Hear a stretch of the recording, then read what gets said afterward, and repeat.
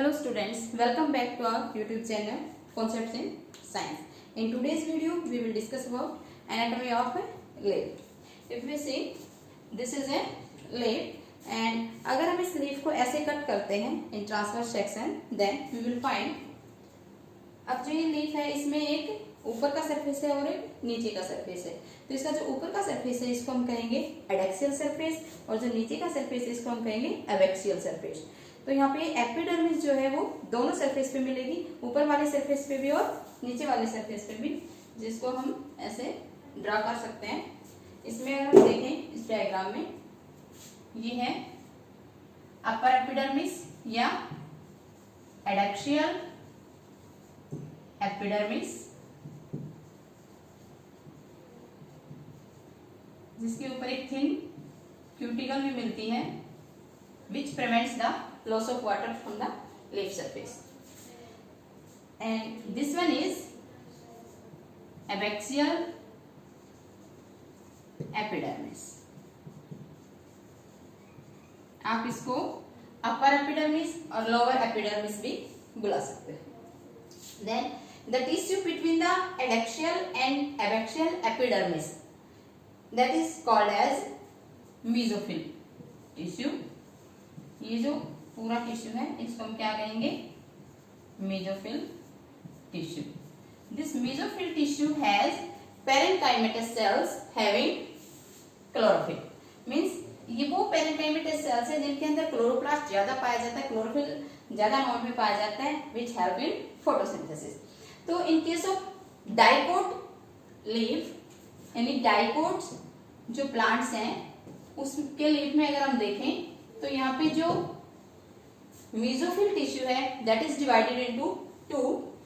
This elongated cells are called as palisade parenchyma,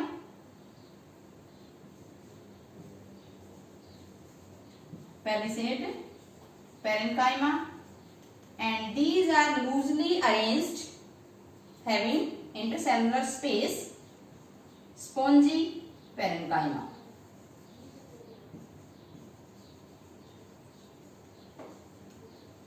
This is the ground tissue here, which is divided into two types of cells: elongated palisade tissue and spongy, loosely arranged, rounded cells, that is spongy parenchyma. These mesophyll cells or these palisade and spongy parenchyma have chloroplast in them and help in photosynthesis. इनमें बहुत सारे chloroplast होते हैं जिसकी help से ये photosynthesis करते हैं. Along with this, here in the adaxial as well as abaxial surfaces, small pores are also present, that is called as stomata. यहाँ पे pores भी होते हैं जिनको हम क्या कहेंगे? Stomata. Mostly the abaxial surface has more stomata as compared to adaxial surfaces, and in some cases this adaxial surface may lack the stomata. हो सकता है कि ऊपर जो एपिडर्मिस है उस पे स्टोमेटा ना हो, सारे के सारे स्टोमेटा लोअर सरफेस पे हो. And this is the characteristics, means ऊपर का सरफेस और जो लोअर सरफेस और अपर सरफेस है that can be differentiated only in dicot leaf. तो यहाँ पे अब आता है these are the epidermis, this is the ground tissue. Then third जो टिश्यू है यहाँ पे that is vascular tissue. Here in the leaf this vascular tissue is present only in veins. means leaf की जो vein region होता है, जैसे हम ये leaf है इसको देखें तो यहाँ पे upper epidermis, lower epidermis और उसके बीच में mesophyll cells. तो यहाँ पे जो vascular tissue मिलेगा वो सिर्फ कहाँ मिलेगा? यहाँ ये जो veins है, midribs है और इधर जो veins निकली हुई है सिर्फ veins के अंदर मिलेगा आपका vascular tissue. तो यहाँ पे जो ये वेस्कुलर टिश्यू है दीज आर जाइलम बंडल्स या xylem tissue, and this one is phloem tissue, and these are which surround the vascular tissue that is bundle sheath cells. तो यहाँ पे जो वेस्कुलर बंडल्स हैं, size of vascular bundles depend on the veins. Means जो main vein है, midrib है, इसके अंदर जो वेस्कुलर बंडल का साइज होगा that will be larger as compare to the veinlets, means जहां से जो छोटी वेनलेट्स निकली है इनमें जो वेस्कुलर बंडल्स होंगे उनका साइज छोटा होगा, और जो मेन वेन है इसमें जो वेस्कुलर बंडल होगा उसका साइज बड़ा होगा। So this is the transverse section of A dicot leaf. तो ये जो है स्टोमेटा, स्टोमेटा में ये क्या होंगी, गार्ड सेल्स, और गार्ड सेल्स की सराउंडिंग क्या होंगी, सब्सिडरी सेल्स। और ये जो स्पेस है स्टोमेटा के जस्ट पीछे, ये जो स्पेस है इसको हम कहेंगे सबस्टोमेटल cavity, through which exchange of gases O2 and CO2 occurs as well as loss of water in the form of water vapors occurs. So this is the dicot leaf.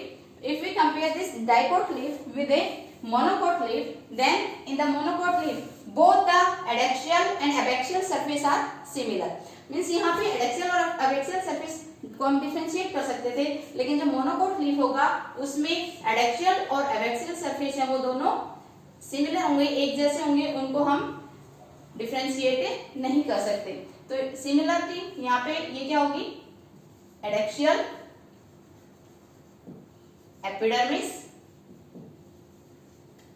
And this is cuticle similar to dicot and this is stomata.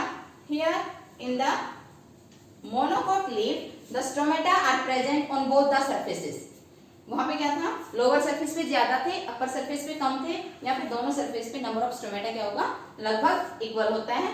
और second thing, between the upper and lower epidermis, this one is abaxial epidermis and again cuticle and stomata, these are the epidermal tissue system. Then between the adaxial and abaxial epidermis, this is the ground tissue. Here this ground tissue is not divided into different type of cells. Here only one type of cells are here. These are called as mesophyll cells having chloroplast in them and help in photosynthesis. This is mesophyll tissue या mesophyll cell. And here some of the adaxial some of cells of the adaxial epidermis near to the vascular bundles, they become enlarged in size. Means वो size में थोड़ा बड़ा हो जाती हैं और उनको हम बोलते हैं bulliform cells. These buliform cells absorb water from the surrounding and becomes turgid. Means इस surrounding से water को अंदर लेंगी तो क्या हो जाएंगी, फूल जाएंगी, मोटी हो जाएंगी, turgid होंगी, और जिसकी वजह से the leaf surface get exposed. Means पत्ता है वो आराम से खुला हुआ होगा। And when these buliform cells lose water, means जब ये पानी को बाहर निकाल देंगे, they becomes flaccid. And in that case the surface of the leaf get curled. Means पत्ता जो है वो मुरझा जाएगा, थोड़ा कर्ल हो जाएगा, और जब ये टर्जिड रहेंगी तो पत्ता क्या रहेगा, खुला रहेगा, और लीफ का सरफेस जो है एक्सपोज रहेगा। Here these are the vascular bundles.